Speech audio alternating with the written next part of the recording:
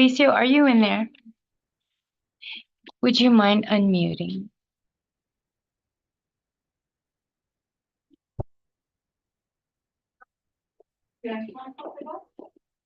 Felicio, are you in there? Yeah.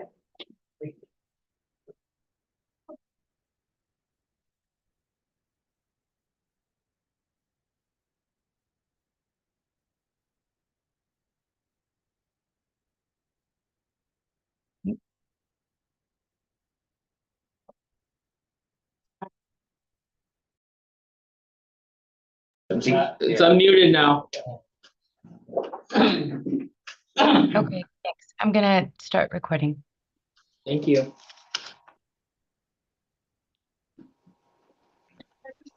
Hey, afternoon, everyone. Welcome to the Board of Commissioners regularly scheduled meeting. It is now 12:02 p.m. on May 28th, here at GHURA's main office in the village of San Juan. We'll begin with roll call. Vice Chair Sanchez. Here. Thank you very much. Commissioner Delia. Present. Thank you very much. Commissioner Rice is not able to join us. She's excused. Commissioner Torres. Here. Thank you very much. And Commissioner Porpoise also is excused and unable to join us. With 4, we have a quorum. And so we'll proceed with item number 2, board meeting public announcements, which is located in your packet. First one reflecting May 21st. And then the second one reflecting May 26th. Both are present and accounted for. We'll move on to the approval of the previous board minutes of April 9th, 2024.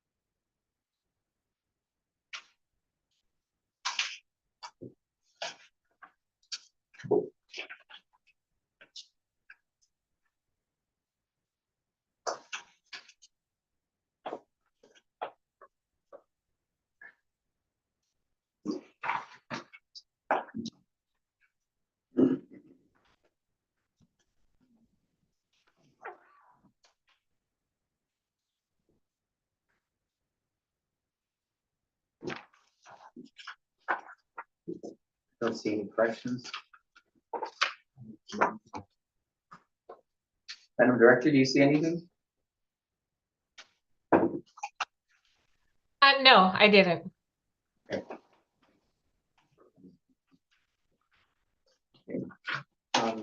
If not, may I call for a motion?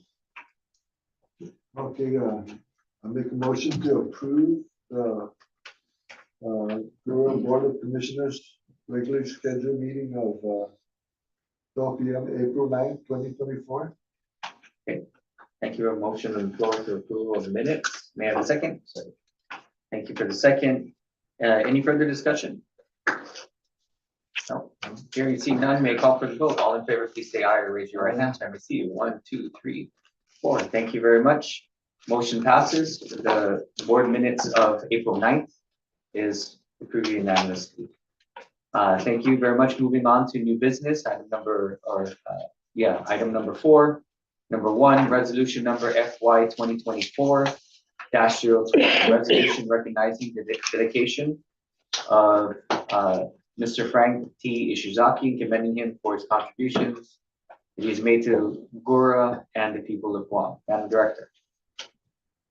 Thank you, Chairman.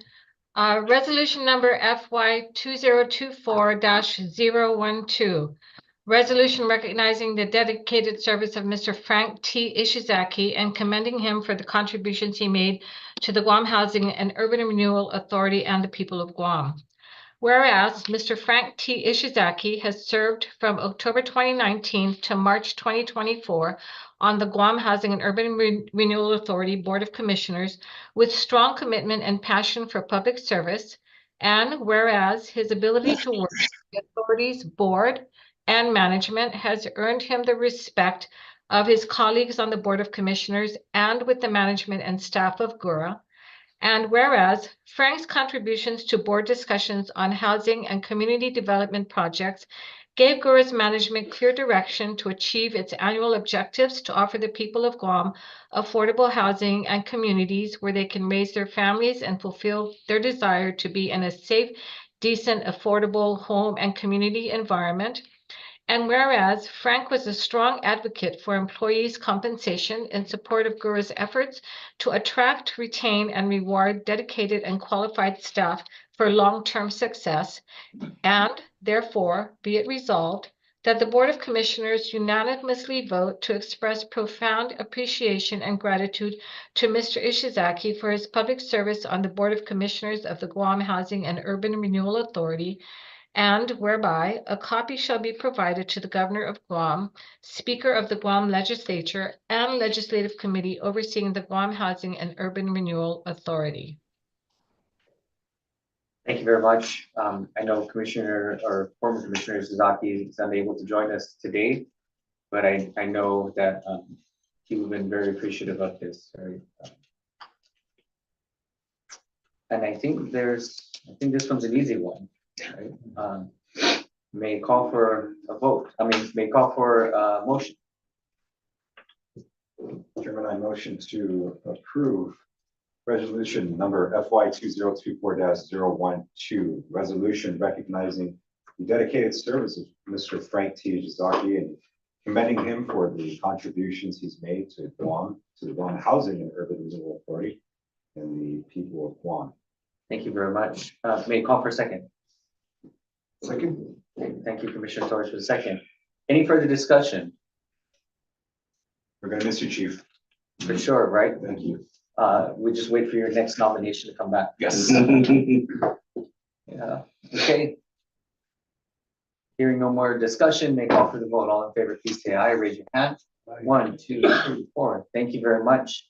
This motion passes unanimously with the gratitude of the board and all the employees of GHURA. So please send the former commissioner our best regards with this resolution. Resolution passes unanimously. FY 2024-012. Thank you very much, commissioners. Moving on to item number 2, intent to award IFB GHURA 24-006 fleet vehicle bid. Thank you, Chairman. Intent of award IFB GHURA 24-006 fleet vehicle bid. Bid opening for the subject project was held on April 18th, 2024 at 2:00 p.m. A total of 4 bidders registered for the bid and were given bid specifications, of which 3 submitted a bid. Listed below are the results of the bid submissions, which were opened and read out aloud publicly. Vendor number 1, Triple J Enterprise DBA Triple J Motors with a bid bond. delivery date of 120 days at a bid price of $644,672. The total is inclusive of a 5-year service plan. Vendor number 2 was Cars Plus LLC with a bid bond at $590,034, and the total is inclusive of a 5-year service plan. Vendor number 3 was Guam Auto Spot with a letter of credit for the bid bond at a total of $548,411.30, and the total is inclusive of a 5-year service plan. Vendor number 4 was Prestige Automobiles. However, they did not submit a bid bond or actually finish their bid. So the government estimate was $630,000. A breakdown for each item description is as follows in your packet. And I will read the back part of it, or did you want me to go through the details? The details are going to be provided somewhere? It's right there, the Triple J motor, it's page 3 of 13. I can read that, actually. I can read the description. Okay. Yeah, why don't you go ahead, because we've done that in the past. So for Triple J Motors, item number 1.0, the description is pickup trucks, crew cab 4-door, midsize, a quantity of 6 each, unit cost of $47,500, and a total cost for the 6 at $285,000. Item 1.1 is a description of pickup trucks, crew cab, full size with Tommy lift, 3 each at $49,846 for a total of $149,538. Item 1.2, description of a mini passenger wagon, 1, a quantity of 1 at $45,652, total cost of $45,652. Item 1.3 was a mini cargo wagon, quantity of 2 each at unit cost of $45,652 with a total cost of $91,304. Item number 1.4 was a sports utility vehicle, quantity of 2 each at a unit cost of $25,724 and a total cost of $51,448.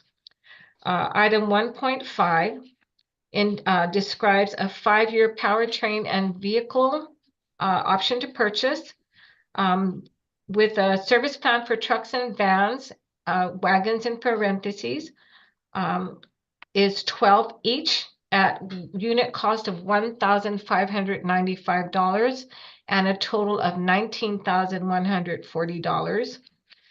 Service plan for the SUVs at 2 each at $1,295 each and a total of $2,590, so that the vehicle total cost was $622,942 and the service plan total cost was $21,730, which came to a total bid cost of $644,672.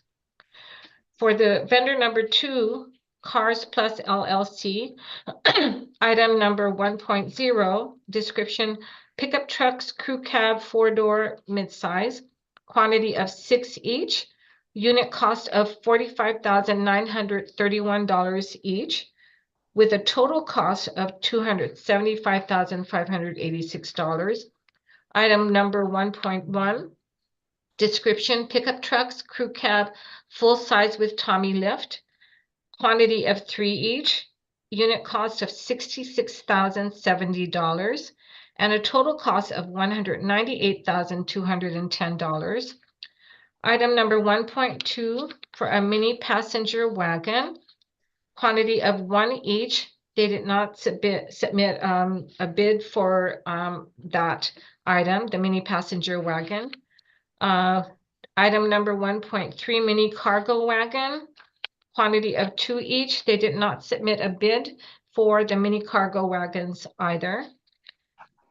Item number 1.4, sports utility vehicle, quantity of 2 each, unit cost of $27,319 for a total cost of $54,638. Item number 1.5, 5-year powertrain and vehicle service plan per each bid item with option to purchase in quotation marks, or parentheses, I'm sorry. And then a quantity of 11 each with a unit cost of $5,600 and a total cost of $61,600. The vehicle total cost is $528,434. The service plan total cost is $61,600 with a total bid cost of $590,034. Guam Auto Spot was vendor number 3. Item number 1.0 for the pickup trucks, crew cab, 4-door, midsize, quantity 6 each. Unit cost $41,668.55 for a total cost of $250,011.30. I think we just need to correct the comma after 41,668 to a decimal point. Item number 1.1, pickup trucks, crew cab, full size with Tommy lift, 3 each at $65,955 for a total cost of $197,865. Item number 1.2, the mini passenger wagon, quantity 1 each. There was no bid for the mini passenger wagon. Item number 1.3, the mini cargo wagon, quantity of 2 each. There was also no bid for the mini cargo wagon. Item number 1.4, sports utility vehicle, quantity 2 each at $34,895 and total cost of $69,790. Item number 1.5, 5-year powertrain and vehicle service plan per each bid item, in parentheses, option to purchase, quantity 11 each, unit cost $2,795 for a total cost of $30,745.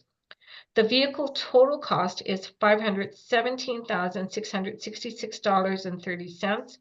The service plan total cost is $30,745, and the total bid cost is $548,411.10. The Guam Housing and Urban Renewal Authority's mission is to provide affordable, decent, safe, and sanitary housing through the maintenance of our existing units to ensure that the facilities owned and managed by GHURA are safe and appealing to the residents.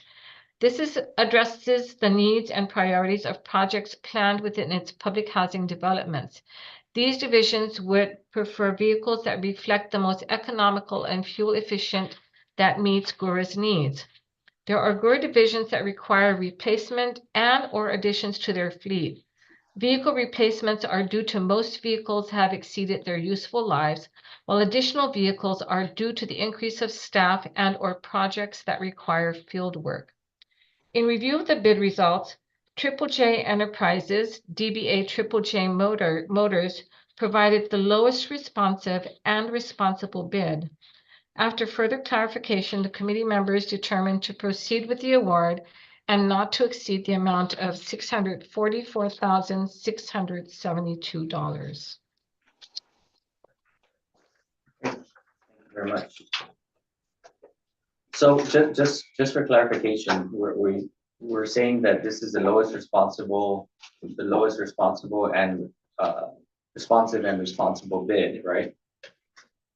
In excess of the government estimate of 630,000 for around 14,672, but Triple J, based on the matrix, came in the highest, but that is because of the lack of bids for items 1.2 and 1.3 respectively on both Cars Plus and Guam Auto Spot. Is that correct? Yes. Thank you. Just putting that on the record. Okay, that's all the questions that I have.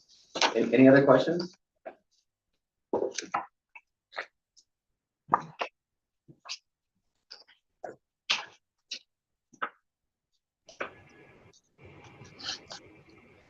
Commissioners, any other questions?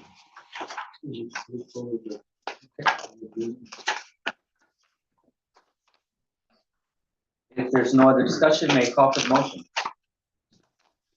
A motion to approve consent of award, IFB GHURA -24-006 for the fleet vehicle bid to Triple J Motors, which provided the lowest response and responsible bid. And that amount would be $644,672. Okay, I have a motion on the floor. May I get a second? Second? Okay. Any further discussion on the matter? No? Seeing none, may I call for the vote. All in favor, please say aye or raise your right hand so I may see you. 1, 2, 3, 4. Okay, thank you very much. Intent to award IFB GHURA 24-006 fleet vehicle bid passes unanimously. Thank you very much, commissioners. Moving on to item number 3, resolution number FY 2024-14. Okay. Resolution number FY 2024-014. Resolution approving above step recruitment for the Program Coordinator 2 position in the AE division. Whereas under the enabling legislation of the authority, Title 12, subsection 5103 GCA, its Board of Commissioners is empowered to employ officers, technical experts, agents, and employees, permanent and temporary, as it may deem necessary, and shall determine their qualifications, duties, tenure, and compensation. And whereas Title 4 of the Guam Code annotated in quotes, the appointing authority or the head of an agency, department, or public corporation listed in 4 GCA, subsection 4105A, may petition the Director of Administration, the Judicial Council, in parentheses, as to judicial branch employment, close parentheses, or the agency, department, or public corporation's governing board or commission, in parentheses, as to an agency, department, or public corporation listed in 4 GCA subsection 4105A, close parentheses, for recruitment at a higher step not to exceed step 10 because of documented difficulty or exceptional qualifications, end quote. And whereas Ms. Maria Cherry L. Canetti submitted her request to Executive Management requesting to petition the GHURA Board of Commissioners for an above the minimum step recruitment for the position of Program Coordinator 2 based on exceptional qualifications. And whereas Ms. Canetti's exceptional qualifications for the Program Coordinator 2 position consists of the following: education, 1980 AA Secretarial Education at the University of San Jose Recoletos. Work skills. Number 1, or current, she has been at GHURA as a Program Coordinator 1/Wage Compliance Officer for 1 year. She conducts on-site inspections to ensure that workers employed by employers comply with both local and federal laws, develops educational programs to inform contractors about the necessary steps for full compliance with Section 3 regulations and with the Department of Labor, analyzes and prepares statistical reports for audit readiness, participates and reviews studies of provisions within various federal grants and programs by collaborating with the other divisions. Number 2, experience with JJ Global. She was a general manager for 1 year. She managed, developed, and implemented regular reviews for federally funded projects and programs, expanded business to various clients and territories, participated in lead generation, site assessment, and bid submission to both private and government entities, monitored and evaluated each division's actual performance, reviewed company revenues, accounts, receivables, and payables. Number 3, her experience with 5 Elk Outsourcing Inc., an Australian company. She was the business development manager / client services administrator for 4 years. She participated in identifying potential business opportunities and developed action plans, worked with the CEO to protect intellectual property, cybersecurity, and maintain its business integrity, participated in the development and implementation of programs for offshore clients, managed the client's business and financial processes and systems through designated customer relationship management, CRM software. With Prudential Life, she was a unit manager for 4 years. She managed, coached, and trained financial consultants and advisors to an average of 25 individuals, assisted in the recruitment of potential financial advisors and guided them until they were fully licensed, reviewed and adhered to company policy and Philippine regulations regarding investment portfolios, created a program to enhance sales and marketing, collated monthly and quarterly reports using established matrices. Work experience with the Real Life Foundations as an area coordinator for 4 years. She guided and directed areas coordinators from various regions in managing their respective scholars, developed an outreach program in every community to attract potential students and scholars, conducted trainings and seminars focusing on leadership development, trained and mentored students to become professionals capable of positively impacting their families and communities. A work experience number 6 with Fairchild Semiconductor Cooperative, a local cooperative sector.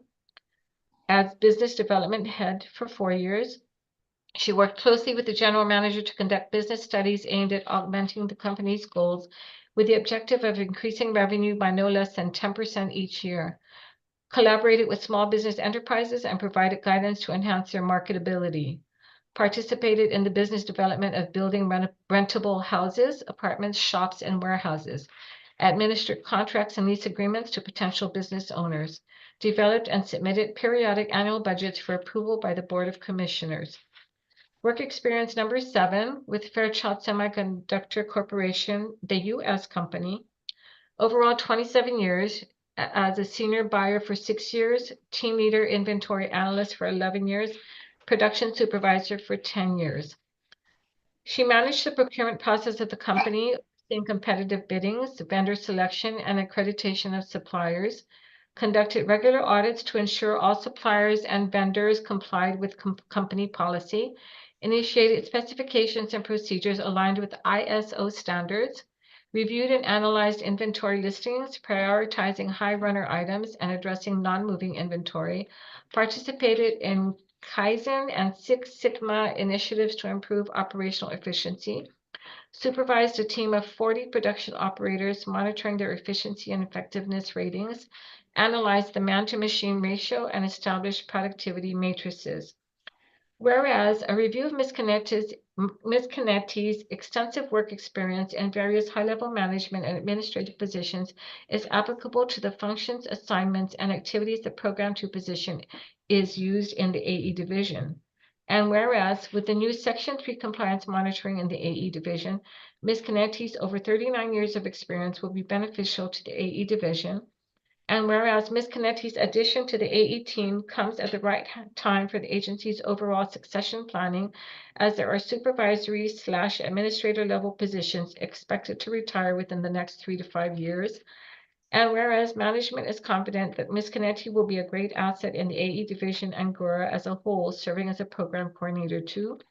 And whereas management believes the compensation package of salary and benefits, in example, retirement, holidays, annual / sick leave, etc., is fair and respectfully requests an above-step recruitment of Ms. Maria Cherry Canetti at MG5-5E, $57,194 per annum, or $27.50 per hour. We need to add that, I'm sorry. And whereas the GHURA board recognizes that it has the discretionary authority to go below or beyond management's recommendations, in example, MG5-2A at $46,200 per annum, or $22.21 per hour, through MG5-10F at $77,297 per annum, $37.16 per hour maximum, but supports management's request for the above step recruitment. And whereas funding for this position is available from RP&E/MOD funds, and be it further resolved that in consideration of the applicant's exceptional knowledge and experience, the GHURA Board of Commissioners grants the above step recruitment for Ms. Maria Cherry El Canetti at MG5-5E at $57,194 per annum or $27.50 per hour. think- Ms. Kim is there, and Ms. if you have any questions. Okay, thank you very much, Madam Director. Commissioners, do you have any questions?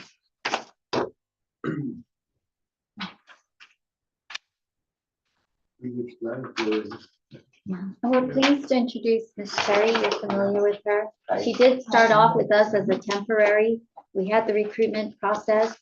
This is the second above step in a series of the PC2s that we used in community development, Perfecto Saladic from March or April's above step. Cherry's, Ms. Canetti's our second one, and then we have a third one with our Ross, but that's forthcoming as we're waiting the grant funding on that. But today we have a special opportunity with Ms. Canetti's extensive experience. She comes at a great time, but she has this special skill set that we just can't say, no, we can't meet her above step. In fact, she's really been an asset. She helps me with the HR department until my recruitment becomes stabilized. So I just have much praise for her work and her character and her integrity, just her overall, and her manager is here to provide additional support. Mr. Sunny, please. Thank you, Ms. Gill. Commissioners and Mr. Chair, if I may just add a few words. What you've heard is her exceptional skill set, but what you don't know and what I'd like to just kind of convey to you is that that skill set is purposed. It's purposed to our needs in A&E. It's not just, oh, we have a person, we have a warm body, and boom, we'll put you somewhere. No, it's not that. See, we have certain functions at A&E that align perfectly with the skill sets that she has. Now, there are three functions that we have at A&E right now. One of them is called Wage Compliance Officer. And that's basically a DOL requirement. It's a HUD requirement where we monitor the amount of salaries. Of course, Commissioner Anicia knows this very well. It is a Department of Labor, US labor type of requirement that we have to monitor what contractors are paying their workers. Of course, this is what Cherry does. But in GHURA, it's a very old and archaic position title. It's called Wage Compliance Officer, and it's similar to what was referred to as the secretary typist. You don't find that anymore. So what we wanted to do in A&E was to take that function, and knowing that, and also with our new functions now with Section 3, which is a new requirement, or it's an old but new requirement. It's just resurrected that you commissioners were told of and approved a few months back, which is the contractor requirement to now go and what's that? Survey the population, the low to moderate income population for potential workers, right? That's the Section 3 requirement, and that's also her job, is to get that paperwork, get that administrative work done. Now, along with that is, of course, my or A&E's require administrative needs for RFPs, bids, meetings, et cetera, et cetera. So we decided to take those functions, and just lo and behold, thank you, Lord, that it was a skill set and exceptional qualities available, and here we are, right? And that's part of it. Now, of course, there's a question about, well, why not just a higher position? Why couldn't we just put her in a higher position? I think that'll work too, but unfortunately, that may also require everybody else, a study for the whole division, if not possibly even the whole organization, because it's like a boat, right? You kind of rise and ebb with the tide, and it'll be very difficult even for me to just kind of say, hey, we'll do one for you and have everybody else kind of be laid aside. So that's kind of the strategic alignment portion of it. And lastly, there's an immediate impact. You know, we appreciate her presence, and we needed someone who can actually hit the ground running, and she has.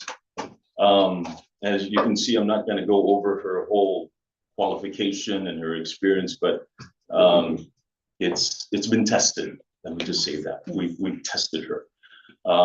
GHURA, I'm going to say this, as an agency, enjoys her presence, not just at HR, but also at Section 8. And I might be getting in trouble for saying these things, but nonetheless, I want to tell you that she is quite well in demand on procurement and other places here at GHURA, not just. I do have here my A&E staffers, Mr. Irvin Santiago and Mr. Miguel Fernandez, who, if afforded the opportunity, would also say a few things for Ms. Cherry. Hi, good afternoon. My name is Irvin Santiago. I'm the Program Coordinator 3, and I work closely with Ms. Cherry. Within the past year, I've watched, and she's actually taught me a lot as well in learning how to manage projects and to be more organized. And one thing that I can tell you about Ms. Cherry is that we both are learning our position, but we're both always willing to learn. And there's always something that we learn, especially with Section 3 policy that has just been approved by the board, that we go by, and she is my sounding board. And so, you know, with her skills as even just as a person, her character is unmatched. Thank you. Good morning. My name is Miguel Fernandez. I'm the engineer to the A&E department. I think everything has been said to her, so so I just you know, be happy that she's with our team right now. So I just say now early congratulations for her. I think that's all. Thank you. Chime in real quick. With regard to the PC3, so Irvin's the PC3 there, right? And assists with the division management on most of the administrative stuff, right? Kind of a overarching view. But Program Coordinator 3 starts getting into management. Right. So there's kind of a bottleneck there. You can't really put them into that position without the intention of having them oversee the work of somebody else. Right. So that's one of the drawbacks. So I think the question came up, right? Why not just have a higher position? Okay. So the position and what it warrants isn't supervisory because there's nobody below that position. Okay. And Ms. Kim. So a couple questions, right? So I see that there's 2 of these on the agenda. You're saying that there's probably a few more that are coming up. We've had a few already in the beginning of the year. Yeah. When we did the wage study and then we did the adjustment in January, was that not supposed to correct some of these things? And if so, you know, pardon me for a second, right? This has nothing to do with this, more so that it has to do with just the system of all of this, right? Because, and here's where I'm coming from, right? Because it was my understanding that should have corrected and taken care of some of these things. And in my opinion, and this is just from my standpoint, I'm concerned about seeing too many of these things because I don't know what is the impact of this on the rest of the workforce. And the ability, you know, so if we're going to do, to me, right, if we're going to do this to retain talent and we've been striving to push GHURA's workforce into a place where, you know, you can work, we have real competitive wages, it's a great place to work, and then these things are coming up like this, then I'm wondering, what is this doing for everybody else, and how is this affecting the rest of our abilities to come in? Because then what prevents everybody from just requesting an above step all the time, every time. Because obviously, we're already moving into the direction where we want exceptional talent. I think it speaks to the fact that we've done a great job by way of now attracting that talent. But if everybody's gonna be in that category, then, and we're gonna get an above step all the time, then I'm gonna say no. I would prefer you fix the system. So could you speak to that a little Yeah, bit? what we did in January was to try and close the gap. We are, Okay. when the government of Guam in 2023 increased it by 22%, we were already behind the curveball. Through Mr. DePasna's efforts, we were Right. incrementally moving to catching up with the 2012 study. Right. But when they moved 22%, Right, that really kicked us out of range. And so trying to balance and being responsible with what our Sure. programs can afford, we only looked at a 15% increase for the entry level jobs, because those were the lowest level ones. As you go higher in the hierarchy, we did a tier ranges where the Right. higher you make, the less percent.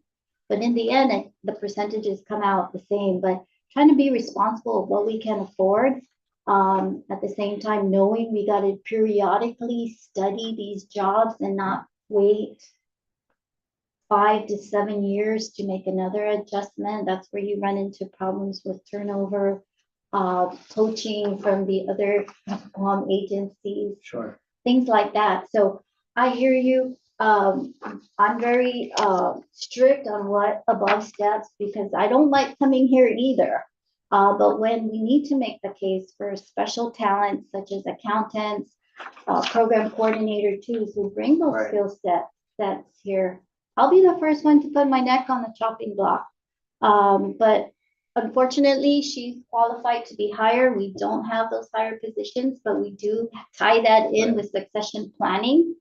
So we do see that growth coming in and being part of the asset, the inventory skills that we need. So I guess that brings me to a follow-up question with regard to where you're going. Is there more that we need to do by way of systematically fixing this? Because if you're saying that we did all of that work, right, or you did all of that work really, right, in January, right, with the DD and everybody else that was involved in that project, and all of that did was kind of get us up to speed and not get us further. Do we need to be further? No, if may I chime in? Yes. So part of what we did, we took an overall analysis, and what we did was try to, because we don't want to constantly be tit for tat with Guam. Sure, So we started to look at where national averages. sure. And so what the salary adjustments did was bring us closer to those national averages, but for the most part, established a baseline for the position.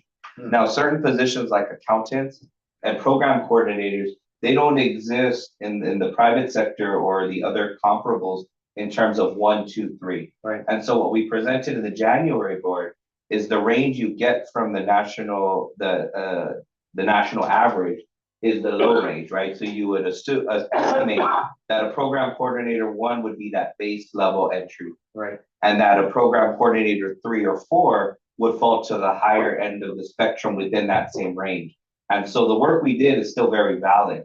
And so when somebody comes in for an above step, whether there's a program coordinator 2 or 3, management takes different considerations, and that usually gets into higher ends depending on responsibility and complexity of their program. But for the most part, the program coordinator 1 establishes that baseline for all program coordinators. Right. And then the 2, 3s, and 4s fall into that range anywhere in between. And experience for the most part is what's going to dictate where you fall in that spectrum. So it gives us wiggle room to be flexible and be competitive to try to, I don't want to say retain, because they come in at the salary. So the salary adjustment helped to get people in the door. But what Ms. Kim does is when they request it, she does really analyze that, okay, are you an exceptional talent, right? It's not everything comes to the board. Yeah. If you're coming in and you're just fresh out of college and you get hired as a PC1 or PC2 asking for above step, that's not going to come to the board without extensive experience showing justification, showing exceptional talent. So that's what she does before she even brings it to the board. And I think they've all spoken to working with Ms. Canetti, but objectively, based on the experience provided in the resolution, is to make the case for the exceptional talent and experience that we're trying to retain in the agency in general, not necessarily for just the. So on the system side, right, I mean, going Yes. back to one of, do we need to do more organization? Yes. I think We're so, but- constantly gonna be reevaluating. Yes. You made that mandate, that was in the Yeah. board, so I think every other year we will We be need analyzing more it frequent. more frequently. Yeah. The big change we made, though, was to not compare directly with the other government agencies and try to bring us more in line and with an understanding of the national Sure. averages. So that way we're not just competitive with the rest of Guam, but we're competitive with the private sector and the federal side. Is there a need also with that look, right? So we adjusted the wages portion of it. Does there have to be did we take a look at the job alignment pieces to that? Absolutely, yes. And we're up to speed with that? Yes, so when we were looking at trying to assign the national average for the period, for the position, we did that based on the duties and job descriptions of the position itself. And we matched that with that. So as I was saying, you know, you have various positions that fall in the spectrum of program coordinator, right? And under PC 1, 2, 3, and 4, they have the same responsibilities from PC 1 and then add-ons up to PC 4, right? The general description of the program coordinator, whether you're using any of the site-based analysis that people use, whether they're using Monster, Indeed, which are actual sources people utilize or HRs utilize. We made sure that the position description matched what the position was. So program coordinator or program manager was what we looked at, and we looked at that salary range and said, okay, since they don't have, there's no program coordinator 1 or 2 in any of those research sites. Okay. We applied that the range would be the low end, which would be starting, which would be the low end of that range, and then the higher end will be for the 2s, 3s, and anywhere in between, also considering for experience level based on that. And Okay, So similar, more in line with the private sector. okay. if I may, I just wanted to add that I think one of the things that maybe makes it a little bit hard is that, yeah, the generic position title, you know, program coordinator 1, 2, 3, or whatever, accountant 1, 2, 3, et cetera, right? I've had this discussion with Ms. Kim at HR, that just as we did with our public housing housing specialists, where we you know, remember we brought before you the research that we did on their exact duties and responsibilities as it differed from the housing specialists in the Section 8 program, right? I think we need to do more of that also in our other divisions, because a program coordinator 2 in under any may be really different from a program coordinator 2 under community development or CDBG. So those are things that we're, you know, reevaluating, because I think that's why we end up having to do above step, is because the generic title kind of like, you know, makes it hard for us to attract and keep the right skill set and talent in those positions. So yeah, we don't like coming to ask for above step either, but when we really take a look at it, if we don't do it, then we have you know, people that have proven themselves to really be worthy of making that request and are trying to you know, support them. No, and well taken, right? And I just want to make sure that I'm clear, right, with regard to it. I'm all for making sure that we have a stable organization, and we're competitive, and we're a great place to work, and you know, we stop the valve, right, of people just of this revolving door. So you know, point to the matter, if there are things that we need to do by way of what you're recommending, and I think that's a great posture, right? Is that if we need to do more, we need to do more. And we should do it now and not wait for it to be reactionary. And I'm glad that the DD is taking that direction, right? And we stop comparing ourselves to everybody else. We start comparing us to what we need to compare to, right? And standing on our own footing. Because I think that's the only way that we're gonna move forward from this, right? And so if there are things that we need to do, right, to right size that and ensure that people are in the right slots, but also getting competitively what they deserve, then we need to do that, right? And I know that you have been working on that, and that's not something that you've left to the wayside. But I want it on, on the record that this is my stance on it. And I want to be sure and, assure our employees that we are mindful of it. And also mindful of the impacts that go forward when these things happen. That we're not just having these things done, because I'm hearing also that, part of that you have exemplary work in this case now, bringing back this case. But, part of the preventative measures to move you into different step is only because you don't supervise others. But then I'm hearing, if I understood it correctly, that in your case, you are almost checking or mentoring or being the opposite for somebody on a higher position than yours, right? And so for me, if that's the case, then something needs to happen to right that as well. And if it's just a supervisory issue, because there's no supervisory positions underneath it, and obviously you don't want to just increase headcount, then maybe it's a matter of going back and looking at the department and revisit the job, and let's put people where they need to be, right? And not just kind of stopgap and let's just give her an above step. Maybe a realignment needs to happen to put her where she really belongs, so that she can be compensated fairly for what she's brought to the table, and in line with the fact that she's succession. Yeah. Right. We need to be able to express to people too that if you're in succession, that you've proven yourself way beyond a certain measure, and we are doing and putting our foot forward to ensure that we keep you. So just those points, right? Yes. I want to make sure that, Like director taking care of said, that's on our radar. We did Yeah. talk about the need to go ahead and proceed with that analysis. and so with the new Section 3 creation, right? I mean, I think this is a great place to start. Yep. So just putting that out there, right? That, I'm not opposed to movements like this, but I want to make sure that, if there's a deeper root, that we address that and take care of that for all our employees, and ensure them that we are mindful of all of them, and not just these minor movements, right? Which I know we've been doing, but I want it over also. Right? Okay. That's all I have. Commissioners, do you have any other questions? No, I concur. Go ahead, Commissioner. No, I mean, this position was open as a PC one.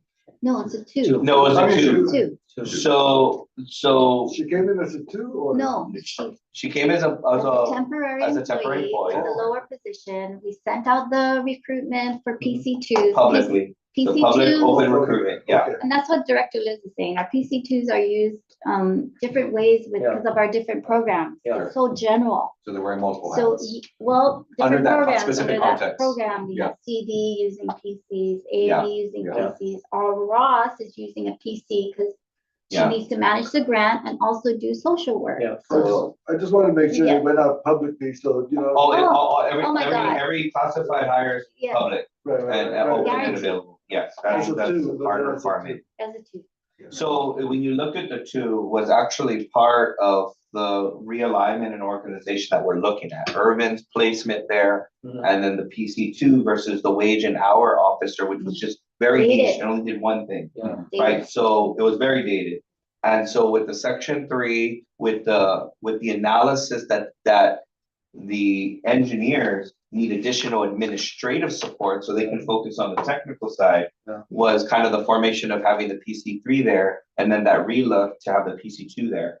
And so as it stands, the PC2 base does fit. It's not so much a supervisory position, but in terms of the question that was posed, is if it's for a higher pay, why not a higher position? Because there is the added responsibility that could go with the PC2. But the main discussion point today, I think that we're focusing on the resolution, is that it could be anybody But the discussion is the exceptional Yep. quality and talent and experience that the particular incumbent who earned the position and was hired under merit is asking for. And they only have like a 2-week window, I believe, something like 10 that. days to 10 request. days upon hiring to request for consideration based on exceptional talent. In some areas, we use hard to fill, Sure. but you know, the main point I think with the 2 we have today is based on the exceptional quality and talent. And that's a direct result of the action the board took in adjusting our base salaries, because the above step has a limitation. So if our base salary was too low, we wouldn't get exceptional talent interested in GHURA, because even at above step, they could only go so far. And so that they would never get to where they need to be, and we'd never be competitive. So step one was adjusting the base to get people in the door. And fortunately, we've had exceptional talent have interest in GHURA. Yeah. And now we're using the above step, not for difficult to recruit, but for the exceptional talent that we have coming in. Sure. So it seems similar, but there are some slight differences. We are progressing forward in our analysis across the board. Okay. And I think, It's ongoing, Yeah, it's for sure. constant, yeah. It's not gonna end, right? and I think, Mr. Chairman, if we didn't move in January 2024, this step would be actually step 9 or 10. That's how low it was. So we're incrementally making that movement based on what we can afford to be Sure. reasonable and stuff. So Sure, right, and based on what we can afford. Absolutely. Right, Yes, that's a big one. but if we can get to a future state quicker, right, that assures everybody, Mhm. you know, that this is what to look forward to and more strategic, because, you know, I know you are, right, and so if we can, you know, leapfrog a couple steps, you know, so that we can prepare for the future, I think that this is the time for it. I just want to note, right, poor Miss Kim has been prioritizing everybody's personnel needs, but up to now, at this point, she's still been a one-person Yeah. show, We got that. you know, with some assistance. Yeah, But we Pick for- up definitely need to our fix HR intern from UOG, Right. so he starts pretty soon. His Yeah, drug test so there will just came be help back, coming, so and then Yeah. we'll be able to, then she could really focus on a all lot of the those things. strategic stuff, the job analysis, the other key parts, Yeah. instead of just operational stuff. Absolutely, right. Yes. Okay, I have no further questions. Commissioners, yeah. Commissioner Delia, you have any questions? None? No, thank you. I just want to add, Sherry, thank you. We appreciate it. Nothing was directed at you per se. We just needed, number one, the interpretation to be cleared, and also to address any potential systemic crisis and or false expectations that we may have, because, you know, Chairman brought something very important that we addressed this back in January. And there's moral and financial repercussions of not addressing these properly, right? Because naturally, you know, Kim, DD, and director are trying to attract, maintain, prevent any turnovers from quality talent that we could potentially lose to the private sector, and headhunters from other government agencies. So, you know, as we were discussing, you know, don't take it personal. We just, as a board, collectively need to know where we are and where we're going, and to address any potential systemic crisis and or roadblocks that can derail our plans as a whole collectively. Because we take things macroly, but things tend to get convoluted when we start getting into the micro details. So when we take a step back to the bigger picture, we're able to translate this in English for the board to, most importantly, get on board, since we work collectively, symbiotically, to accomplish this objective and goal. So if you felt any uncomfortability, don't. It wasn't directly at you. It was, we literally have to play on a team, and we all work together as a team. So we need to do everything from an SOP, obviously, perspective legally, and most importantly, we have to consider the needs and criteria and all of those variables and how it affects positively and negatively our GHURA family. Yeah. So, you know, points to DD, most importantly, points to Kim for proving that, yes, a person can be an island. So, and we'll work together. No man's an island, but apparently Kim proved that's actually might be possible, but we'll definitely work on getting you the Oh, I help do that you need. already. Yeah, I'm a sandbar. Sandbars, okay. But, no, thank you for that. And Thank Jerry, you, Commissioner, and I appreciate the discussion. This is really healthy discussion, and it will propel to the next level. And I'm glad that I'm part of it. No, absolutely, right? And this is a great discussion because you have a great resume and profile, right?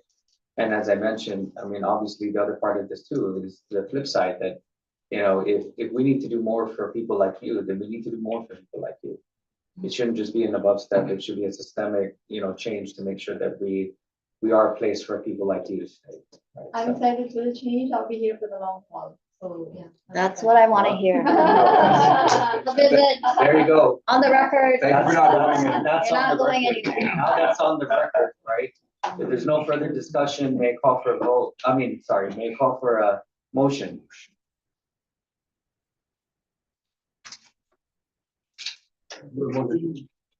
I make a motion to approve the resolution number FY 2024-014. Resolution approving the roster recruitment for the program coordinator 2 position at the ALE division. For Ms.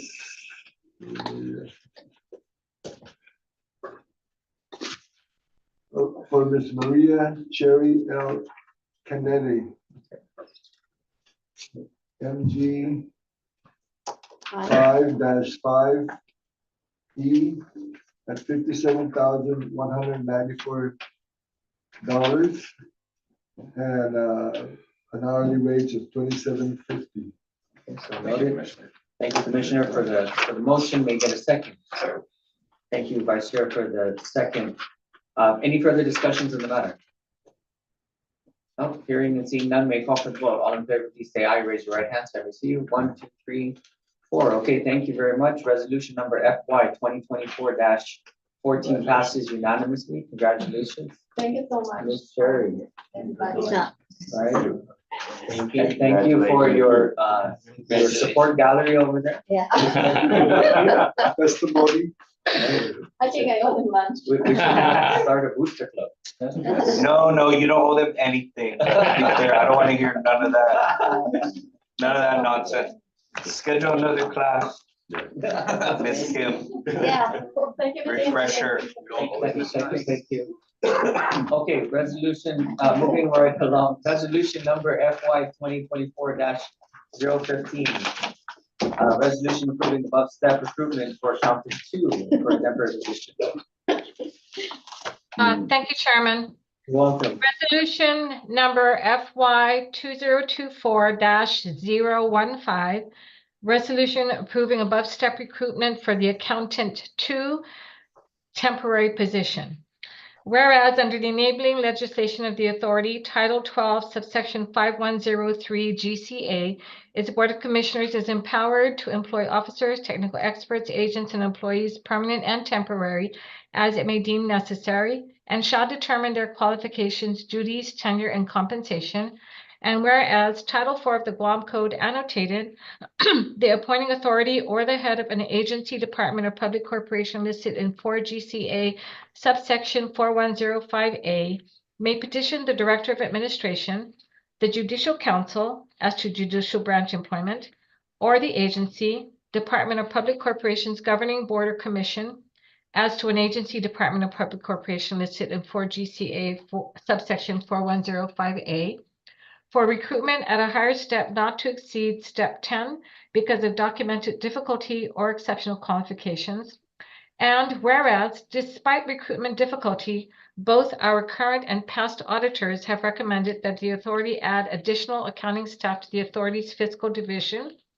And whereas, although this accounting position specifically falls under the modernization section, her position supplements the accounting division in addressing grant reconciliation, maintaining general ledger accounts for the capital fund program.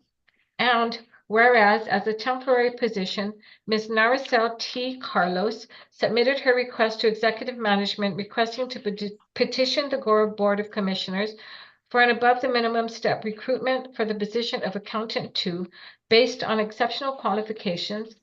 And whereas Ms. Carlos' exceptional qualifications for the accountant 2 position consist of the following: a college degree, a bachelor's degree in accounting at the Holy Angel University in the Philippines in 2000, work experience, private sector with over 20 years in financial accounting,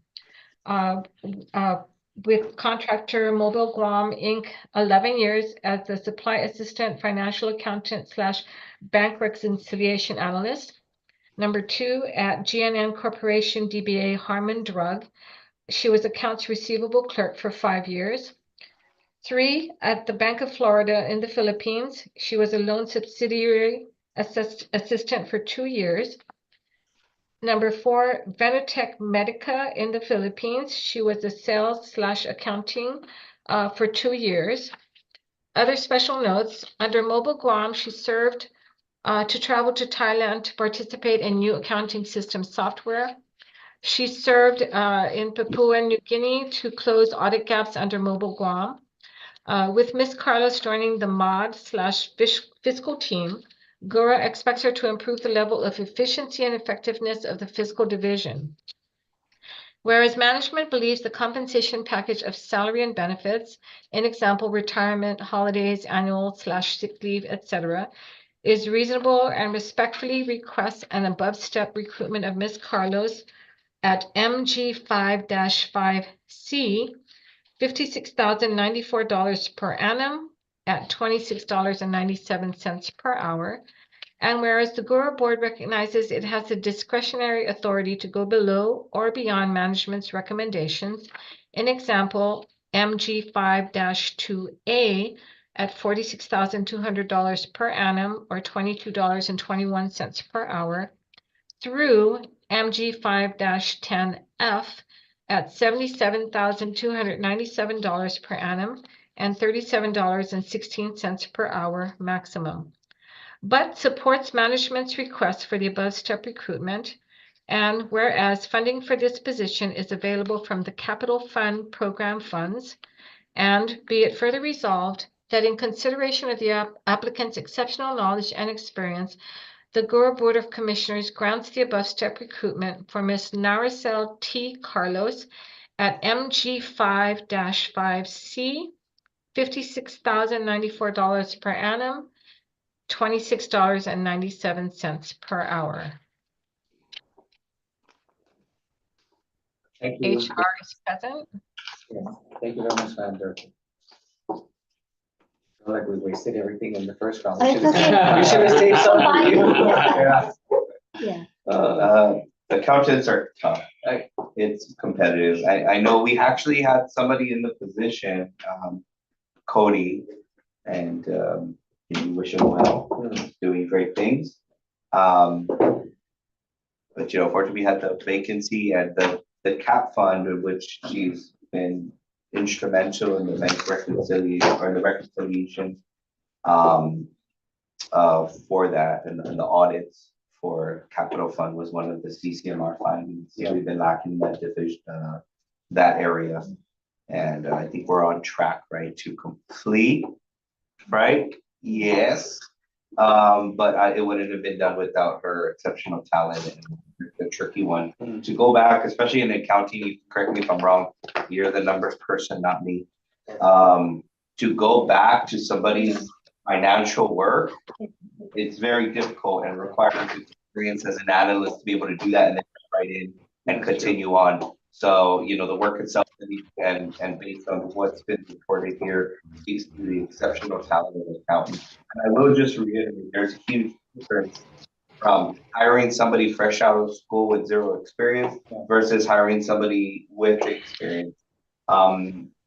There's big things GHURA's doing and we've been doing, and we need people who can both, who have the experience to jump right in, but also that glass has half empty that's willing to learn, and glass half full that's willing to bring experience and other knowledge to GHURA to help us grow. And so, we get that. And as previously mentioned, Ms. Kim and management does analyze very much the above step recruitment. One, primarily, can we afford it? That's money drives everything, especially when we're program funded, federally funded. And then number two, do the exceptional talents and qualification apply there. If I may also, you know that we've been having challenges retaining staff in our fiscal department, right? And I've had to work very closely with fiscal, and I'm sorry that Miss Francis, our controller, is not in this meeting with us, but I've had to work closely with her because of the upcoming audit for FY 2023, as well as special projects that she's currently working on that we're trying to finally have resolution with. And one of the things that I know in my, working closely with the controller is that she has indicated that Naricel has picked up pretty quickly on accounting issues that some have struggled with in the past. And so I really hope that we are able to have her long-term, because it looks like the team that we have right now is doing well, working together, and hopefully we can continue with her special skill set and her dedication to getting the job done. So I just wanted to add that. How many more outstanding do we have in that area? Or To fill? yeah, One. Probably one more. Probably one more. Probably one more. Yeah, the reason why this is a temporary request from above step, because GHURA's policy has always been way 20 years already, that the board approves temporary above steps, permanent above steps. So this is actually a temporary position that she applied for the one, went through the interview, and we said, hey, we just have a vacancy, but you're fit for the two and higher. Would you be willing to do the temporary? We have the need. So this is one component to stabilize the bleeding, stop the bleeding. We had the desperate need, let's be real, okay. because it was a CCMR finding that we had the deadline. It was a desperate need. There were, personal matters where people had to take care of other things, and we unfortunately kept having that gap in cap fund. And so that one particular finding, even though we were low risk altogether, if you recall, has been the one keeping me up at night. So I'm glad we're making forward progress, but it's about getting these accountants are in hot demand. And so when I saw the talent and the need, so we really pursued the temporary accountant 2 level. So right now that the permanent position is being recruited for, we'll let that separately play out. Just want to make that clear. No promises, no guarantees. Let the recruitment, the merit system take its place. So just want to be clear on that. That's why it's a temporary. Got it. Okay. And that's Naricel right there. Say hi, Naricel. So quiet. Like I said, I'm sorry we left everything on the table on that first discussion. No, maybe she feels better about it. I'm glad I came in second. No, but as Didi mentioned, right, and the executive director noted, definitely this is an area that we are always in sore need of, for sure. And there are recommendations from other places that have pushed us into a direction of needing to pay special attention to these things. So it is going to be your goal to ensure that we don't get love notes from our, from our friends. So please make sure. Other than that, commissioners, do you have any other questions? None? Okay, well then, may I call for a motion? Chairman, I motion to approve resolution number FY 2024-015. Resolution approving above step recruitment for the accountant 2 temporary position given to Ms. Naricel T. Carlos, MG 5-5C, with an annual salary of $56,094 or $26.97 per hour. Thank you very much for the motion. May I get a second? I will second. Oh. Go ahead. Go ahead. Okay, thank you, Commissioner Delia, for the second. Any further discussion? Hearing and seeing none, may call for the vote. All in favor, please say aye. Raise your right hand. Sorry. 1, 2, 3, 4. Thank you very much. Resolution number FY 2024-15 passes unanimously. Congratulations. Thank you. Congratulations. Thank you. Very good. Thank you. Thank you. Look forward to wonderful things. Right? Thank you. All right, thank you, Thank Ms. you. Gonna do yoga and calisthenics. Okay. Yeah. All right. Last item in new business, resolution number FY 2024-16, a resolution. I'll give it, yeah. Sorry about that. No worries. If you want to come back, you know, we have one more resolution and then we can do the introduction when we get to the executive director. It's up to you. Okay. Okay. All right, Rob, you your lunch. Okay, moving on to item number 5, resolution number FY 2024-016, resolution authorizing GHURA to accept a loan up to $10 million in Guam coronavirus state and local fiscal recovery funds for community development projects. Madam Director. Thank you, Chairman. Before I go into the resolution itself, I'd like to read the letter that we received from which the resolution was generated. It's a letter dated May 10th, 2024, and it's page 10 of the board packet. It's addressed to the Board of Commissioners, care of Elizabeth Napoli, Board Secretary, to the Guam Housing and Urban Renewal Authority. And it's regarding ARPA loan for real property purchase for healthcare facilities. Hoffaday Secretary Napoli. The American Rescue Plan Act of 2021 distributed federal funds to enable states and territories to respond to and recover from the impacts of COVID-19.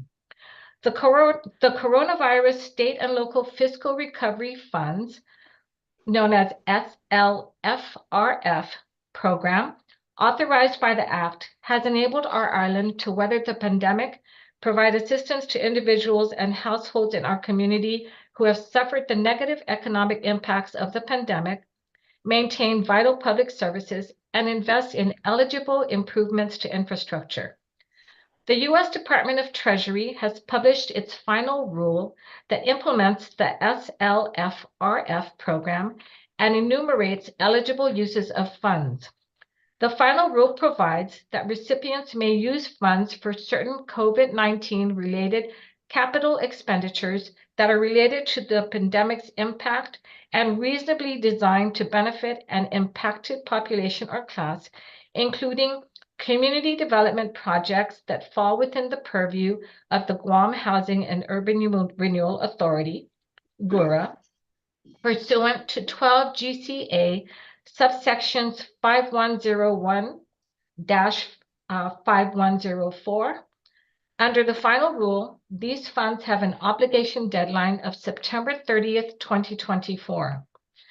Title 12 GCA subsection 5102 provides that GHURA may undertake and carry out housing and urban renewal projects, and in connection therewith, plan, prepare, develop, construct, acquire, lease, and dispose of any such projects.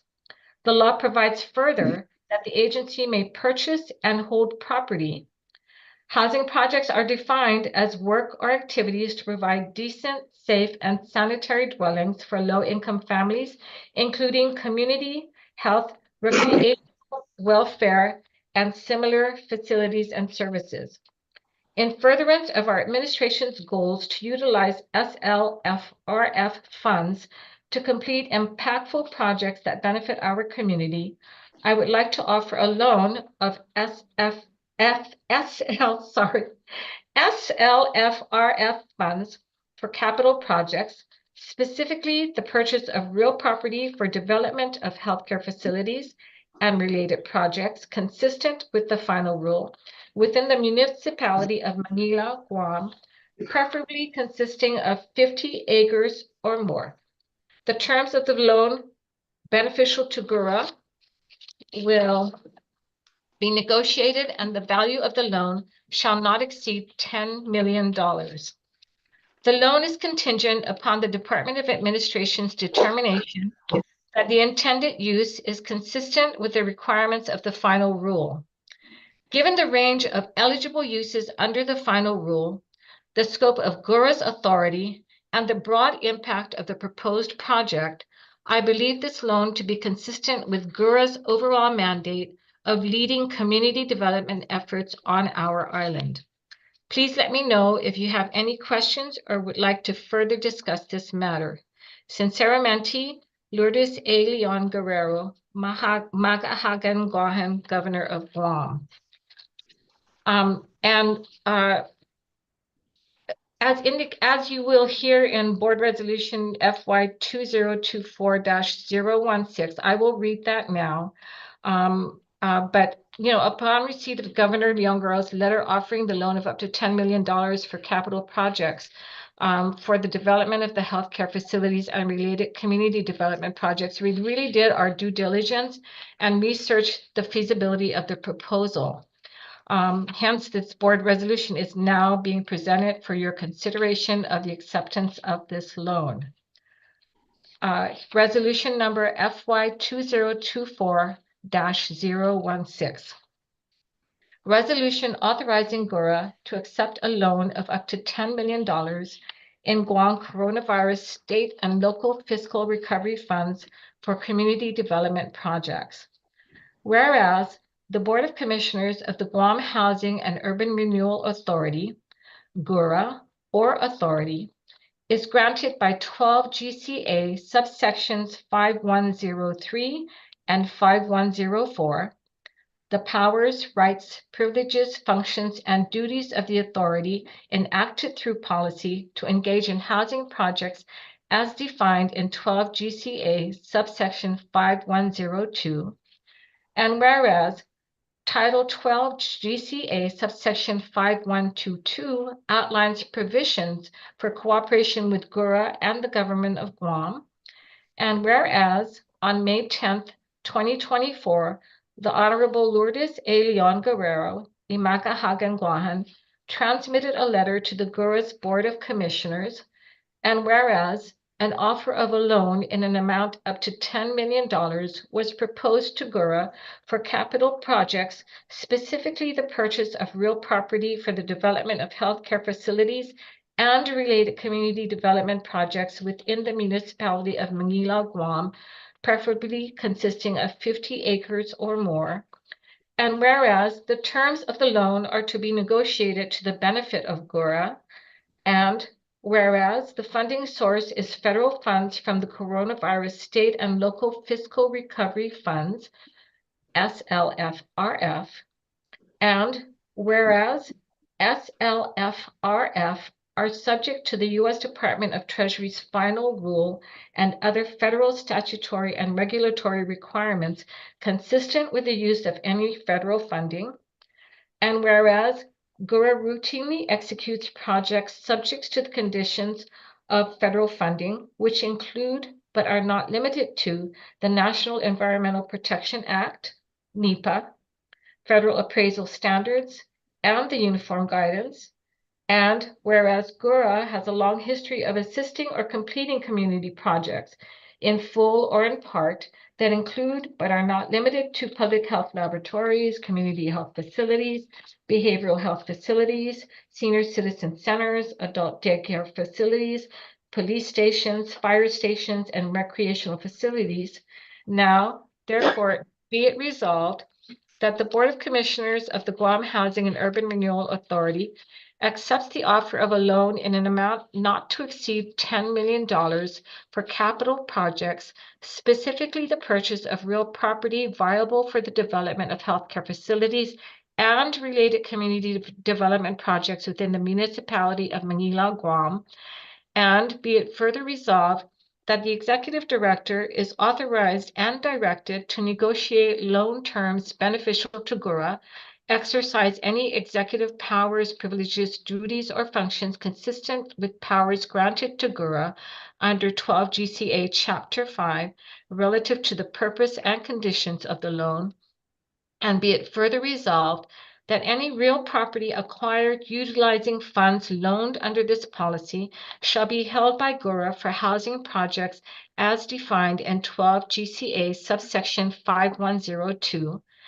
And be it further resolved that the Board of Commissioners of the Guam Housing and Urban Renewal Authority reserves its authority to approve any grant, sale, like-kind exchange, or any other conveyance of any real property acquired utilizing funds loaned under this policy. And be it further resolved that a financial report on the loan activity shall be provided at regular board meetings. And if I may, as indicated in the board resolution, right? For over 60 years, really, GHURA, in addition to providing the affordable housing to thousands of our families, we have successfully completed numerous community development projects as listed in the board resolution. Our footprint is really from north to south in the community, mentioned. And it not only includes the community health facilities, the behavioral health facilities, senior citizen centers, adult daycares, but we also had Head Start facilities. We also, the recreational facilities were facilities such as the baseball field, basketball field or basketball court, gymnasiums, a skate park, a swimming pool, and the Central Arts Center. And, when we received this letter, we really did our due diligence, and then we thought about if this loan is an opportunity for GHURA to facilitate the building of not just a hospital, but really the possibility of building a needed community development projects, such as one of the things we're having a hard time with in housing affordability is one-bedroom housing for the elderly and veterans who have difficulty finding those units, or even more recreational facilities, then we really look forward to doing so if you approve of accepting this loan. We feel that the authority really has the in-house professionals that community development undertakings require. So, with that said, it's up for your discussion. Okay. And any questions you may have. Sure, thank you, Madam Director, for that. Immediately, I just want to take apart a few of these things, right? Just to make sure that we're all on the same page with regard to some of the things that are within this resolution and some of the points that you were making with regard to GHURA. So first question or clarification. In your due diligence, you vetted this, and this is directly in line with our mission.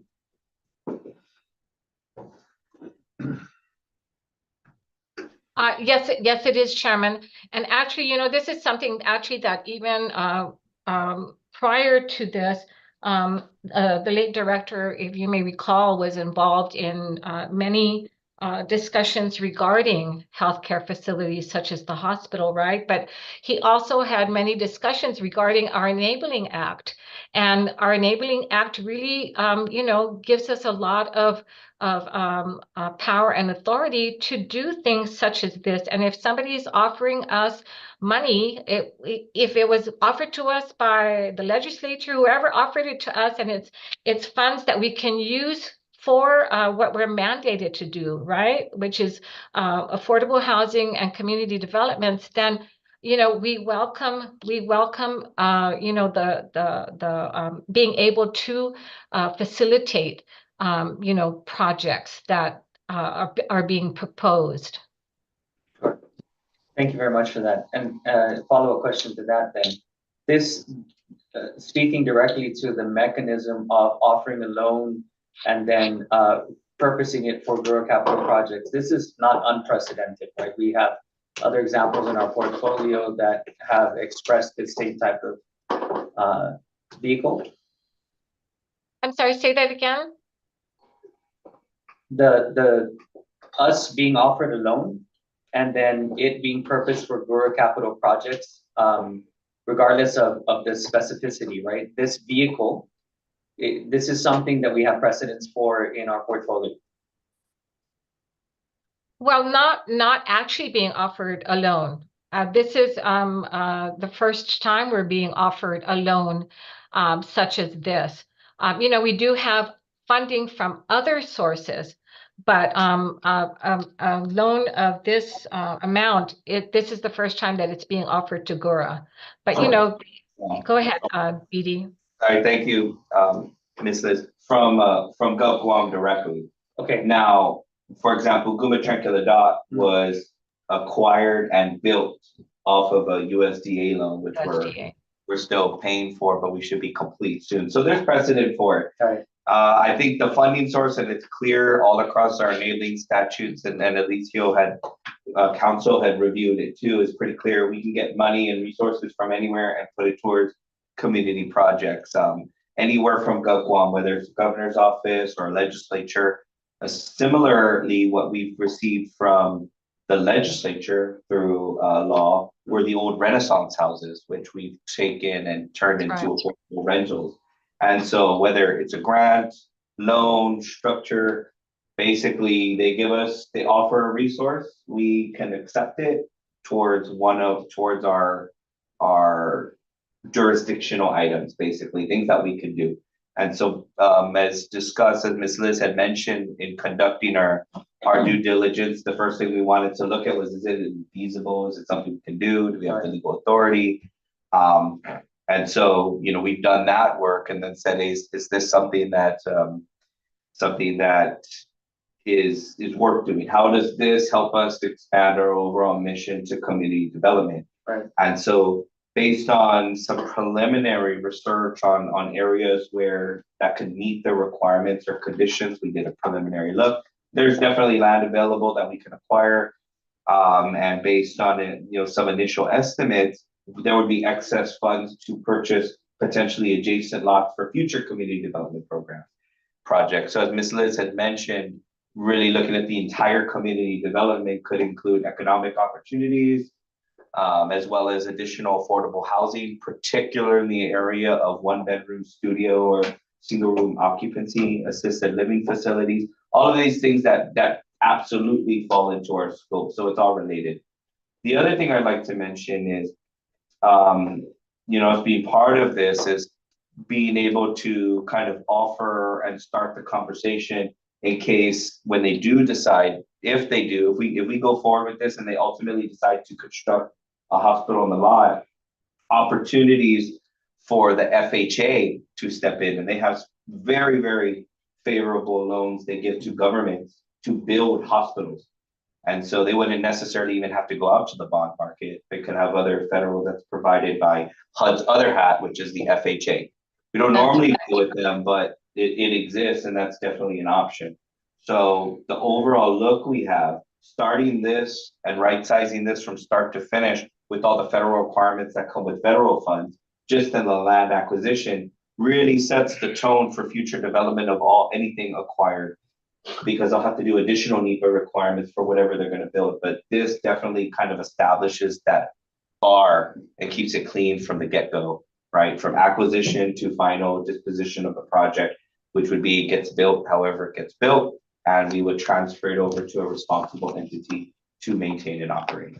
And then that mechanism that you're talking about, DD, with regard to GHURA playing this facilitating type of role in this process, that also we have history of doing that. Oh, absolutely. We participate and assist however we can. The expansion of Guam Behavioral Health, their expansion of their facility, we provided A&E services, affordable housing renovations for Guam Housing Corporation. They paid, and we provided engineering services. However it comes into play, that's why we mentioned in the resolution, or it's mentioned in the resolution, we assist or complete projects either in full or in part. However we're able to assist, we do everything we can. We'll work with anybody. But this in terms of routine, whether it's the federal government or any agency of the federal government, whether HUD, USDA, Gov Guam, the legislature, if they're offering funding that further expands and provides opportunities for community development, we're we're game. So then, you kind of started on that path with regard to some of the opportunities and benefits of this. What does that really mean for the people of the municipality? How does that materialize for them? Well, what we're looking at is based on what we do know with additional infrastructure coming to the area, and of course that's going to benefit the people of the area. But what we look at with community development projects, and really the big need right now is island work, right? So particularly with CDBG, that does focus generally on the community that it supports. So whether it's a senior center in a particular community or something that's island-wide, like a swimming pool that benefits the entire community, or a fine arts center that benefits the entire community. What we're looking right now is kind of a macro based needs assessment, right? What we do need is, we do need additional housing for senior citizens, and in general, affordable one-bedroom units. And from what we've seen most currently is that the biggest need are with seniors who are, fixed income pair or a single individual, either utilizing government assistance through a voucher or just looking for an affordable rental. Or two are VASH vouchers, which are veteran vouchers that for the most part, it's usually a single member household, right? A veteran trying to get back up on their feet. And so unfortunately with those vouchers in particular, we're not able to pay above the one bedroom. So we know there's a desperate need for one bedroom units. So we're kind of fitting this into our plan. How can this help us achieve a goal that the government of Guam has for the community, which would be healthcare facilities or hospitals, and just do our part by acquiring the land?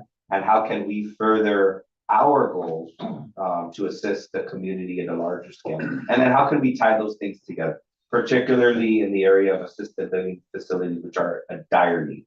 So, for example, it's kind of a no-brainer to have that in your hospital. Right. Okay. So, and then the flip side of that for me, right, would be in your due diligence, are there any potential cautions that we need to be aware of? Absolutely. I mean, the area, there's been mentions in the past of sinkholes, but those get addressed when you go through the NEPA process, right? And then when you go through the engineering. So there's definitely multiple layers. To acquire a property doesn't mean you have to have 100% of the answer. That's where some may think, but that's just not how it works, right? Because you would work around the land and the property. Part of what we did with the due diligence study is when we received the letter or due diligence kind of assessment or feasibility look, when we received the letter, it was pretty clear that the intent is to put the hospital here. And so we started looking at the area, and of course we went to the matrix study, which showed that the vicinity, the Manilao vicinity, I think originally we were looking at Eagles Field, or the vicinity around there was the #1 objective weighted pick for a hospital for Guam. And so, at least based on that, objectively looking at it, we're going to go out and see. I mean, worst case scenario, there's no land to acquire that's going to fit the need, 50 acres or more, and we're just going to return the funds, unable to comply, but we'll try to communicate that as early as possible. Best case scenario, we acquire property for the intended use, which looks like it's going to be for a hospital and other healthcare facilities, and additional property that we can use for future community development, mostly in the area of affordable housing. Okay. And I guess my last question would be, with regard to this SLFRF funds, right? And it says that we are subject to the U.S. Department of Treasury's final rule and other federal statutory regulatory requirements consistent with use. I read in the letter that we still need to kind of pass this hurdle at the end of the day. When is that checked? Or when is that come into play? Like, how far do we take this down before we know whether or not we're meeting the requirements and whatnot? If the board were to approve, I'm sorry, Miss Liz Mann? Yeah, So if the board were to approve the resolution, Then based on the orders prescribed therein, then we would enter negotiations with the terms of the loan, which would be favorable to GURA. We have a couple of thoughts on that. We're, have no problem sharing with the board and the public on what those terms would likely be. And then based on that and what the preposition is, which is basically land acquisition, that's what we would submit to DOA, who would determine if it meets the criteria. Right. But educated guess, I would say based on the ask and the mention of, the final role and obligation, what they're asking us to do in terms of acquisition, that they've likely done their due diligence. But we'll still go through the process to make sure.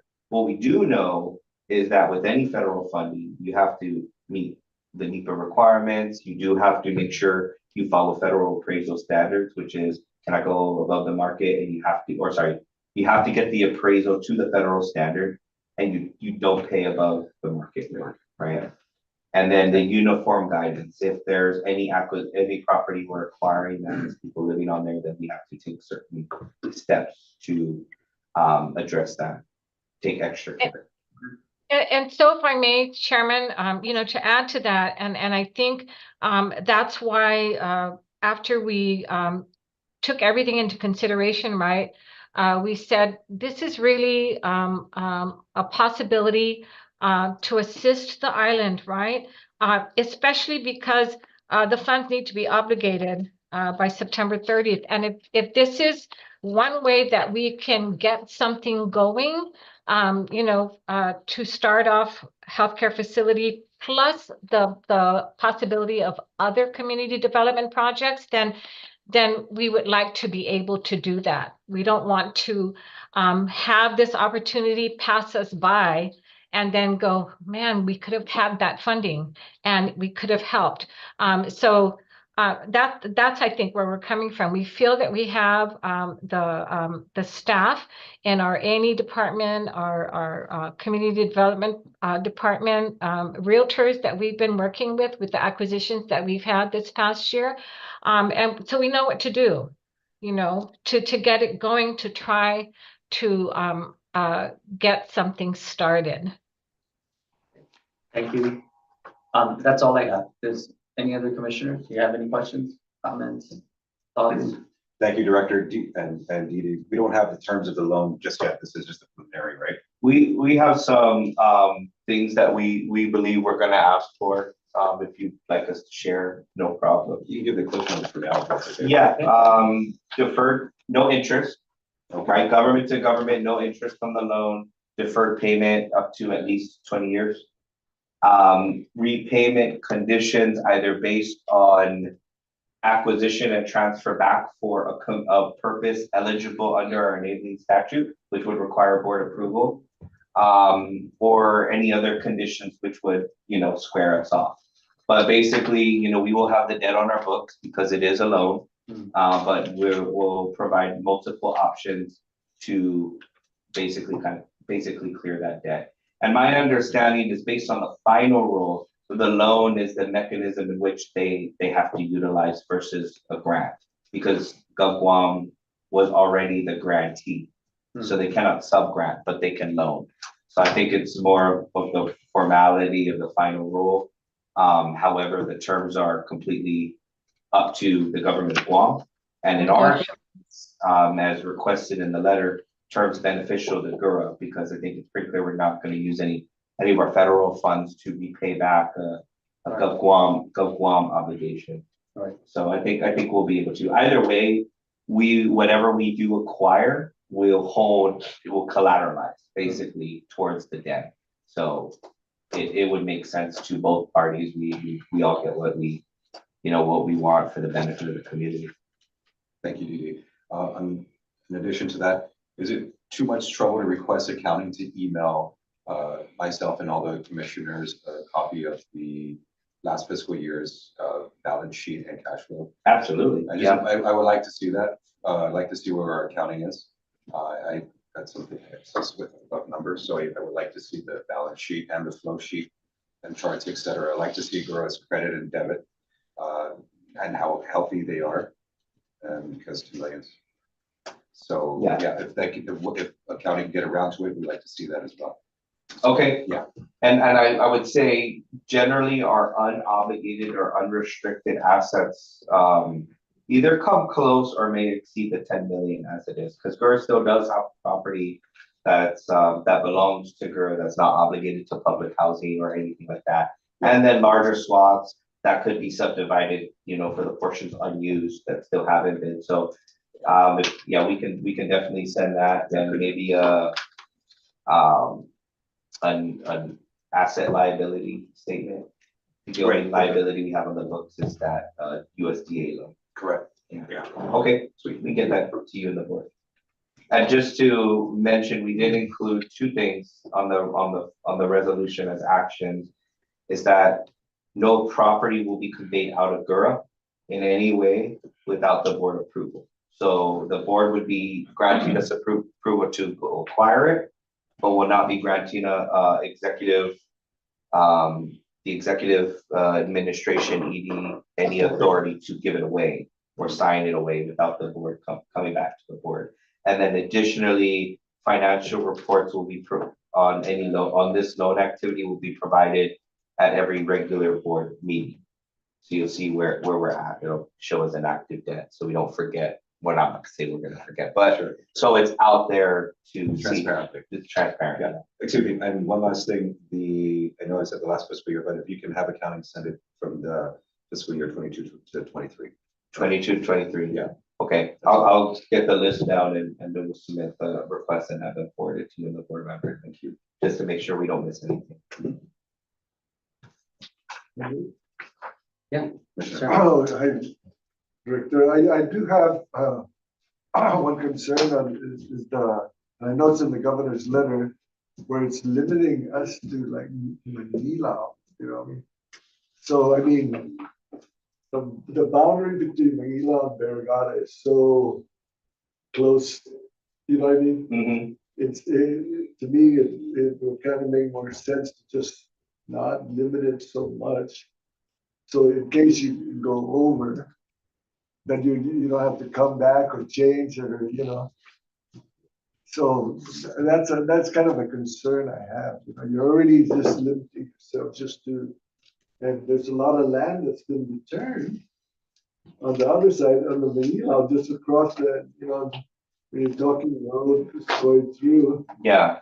You know, and it's kind of like, you know, why are we living, you know? I think when we did our due diligence, the main reason she's looking at Manila was Manila, that area where, as you mentioned, a lot of the land was returned. Right. That's potentially available for acquisition. It was the #1 choice for the hospital site. And so we're gonna have to go, if the board approves, we're gonna have to go and kind of research all the available lots and try to put offers out there to see if we can get the up to, at a minimum, up to 50 acres that's requested with the funding. But if it's looking like it may not be possible, we'll come back to the board and, you know, we'll make sure that term, that clause is gonna be in the agreement, in the loan agreement, to where there's no harm to us. I mean, there's no land available to what they're looking for with what they're asking. We need to be able to go back to them and say, sorry, it's not gonna happen. But based on our initial analysis, it looks very possible and feasible. Correct.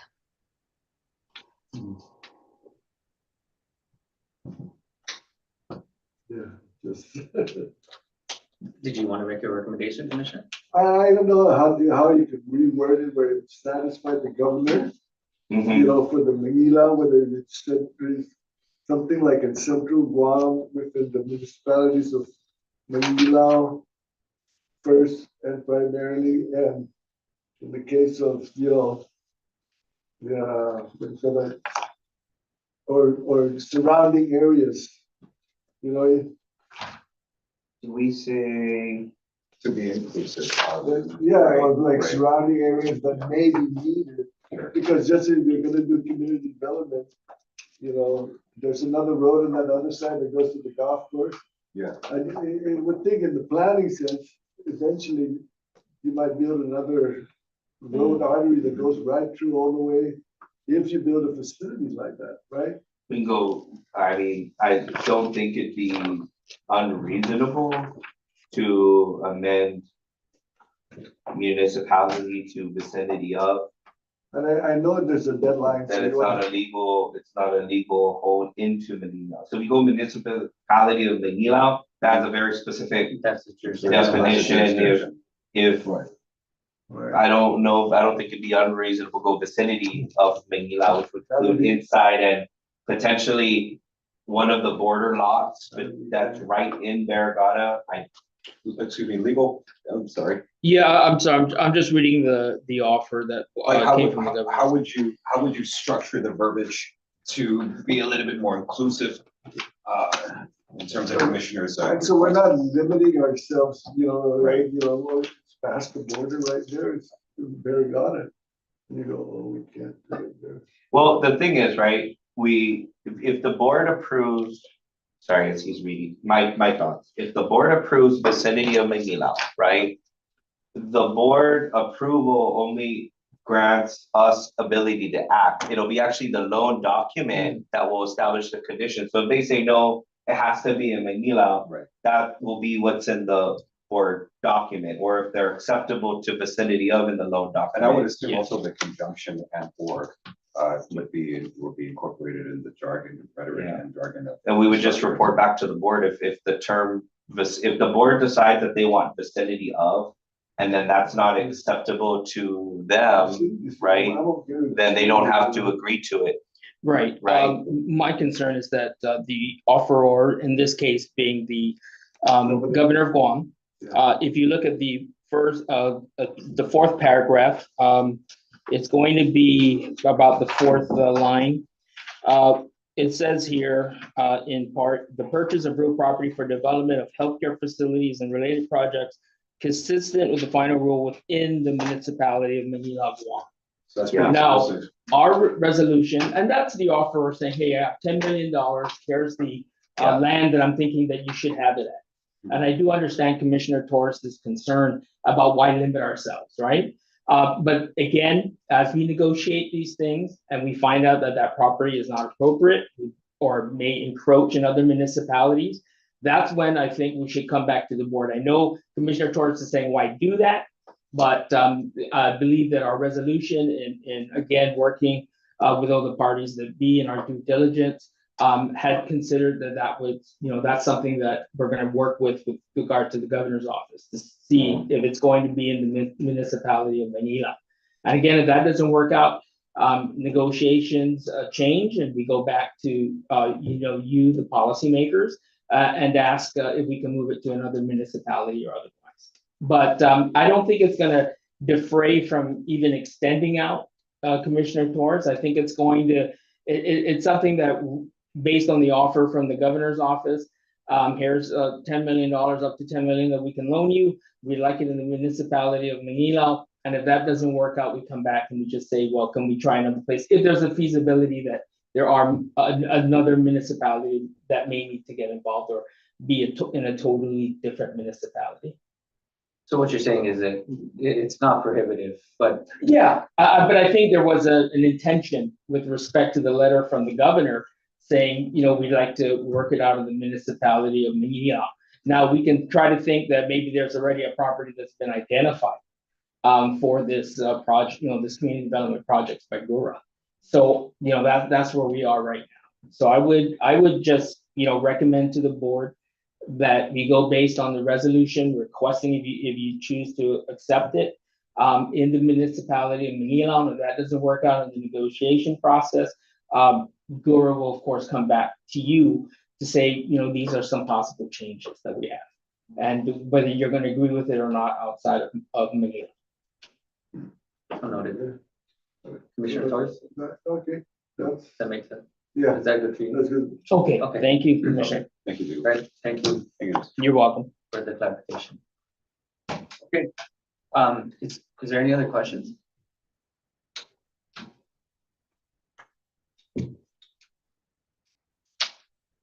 Commissioner Delia, do you have any questions? None? Okay. Okay, if there's no further discussion, you may call for a motion. Chairman, I motion to approve resolution number FY 2024-016. Resolution authorizing GHURA to accept a loan up to $10 million in Guam coronavirus state and local fiscal recovery funds for community development projects. I have a motion on the floor. May I get a second? I will second that motion. Great. Thank you, Commissioner Delia, for the second. Any further discussion on the matter? Okay. Thank you very much. If not, may I call for the vote? All in favor, please say aye. Raise your right hand. 1, 2, 3, 4. Thank you very much. Resolution number FY 2024-16 passes unanimously. Resolution authorizing GHURA to accept a loan of up to $10 million in Guam coronavirus state and local fiscal recovery funds for community development projects, right? On a side note, right, I want to thank executive leadership, Dee, executive director, and all involved, right, for I think you said something that it was always the intent of GHURA to be more on the community development side, right? And I'm very pleased and happy to know that we are strategically moving in that direction. I'm very hopeful and encouraged that we move and continue to move in that direction where we really become a big part of building this community, right? And part of that obviously is to house people, but the other part is to build a community. So thank you for that. Okay, moving on to item number 5, Executive Director's Report. So in the interest of time, I think I can forego project updates and division updates, but I have a special request from Kim at HR.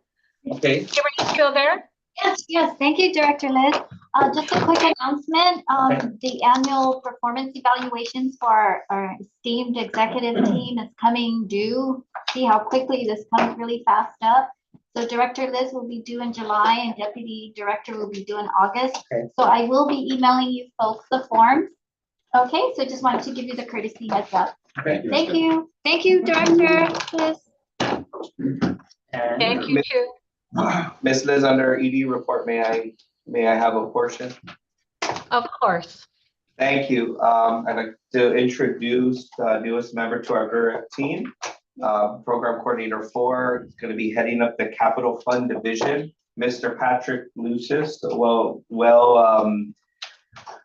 Well experienced and well proven government officer, and so we're happy to have him. And so as you were just talking about moving forward and being more, we're happy to have him on board in our vision to kind of create a bigger presence in terms of the grant opportunities. So we have a lot of program grants, and one of the things that I'd like to do is to take those program grants, but also go and be more competitive in other competitive grants.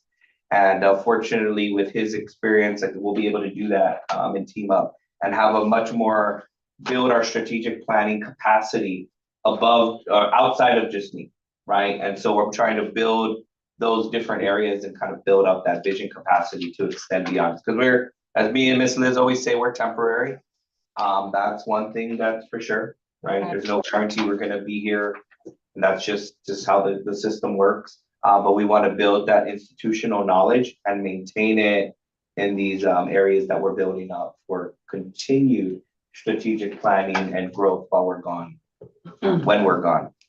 So yeah, everyone, Mr. Patrick Lucis, welcome to GHURA. All right, thank you very much.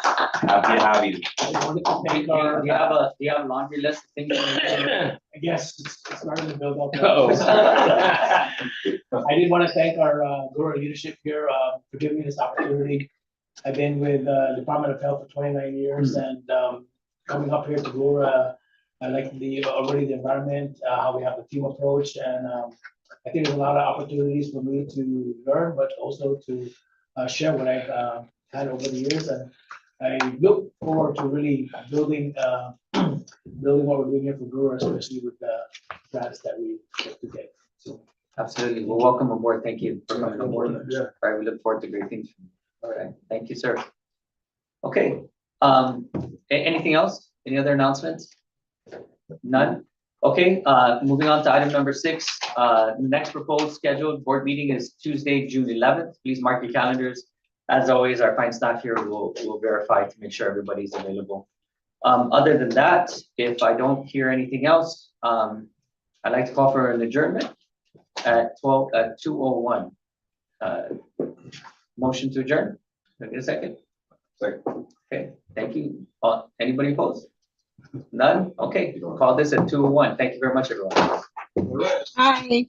Thank you. Okay. Thank you for staying the whole time. Wait, you're due in August? Yeah.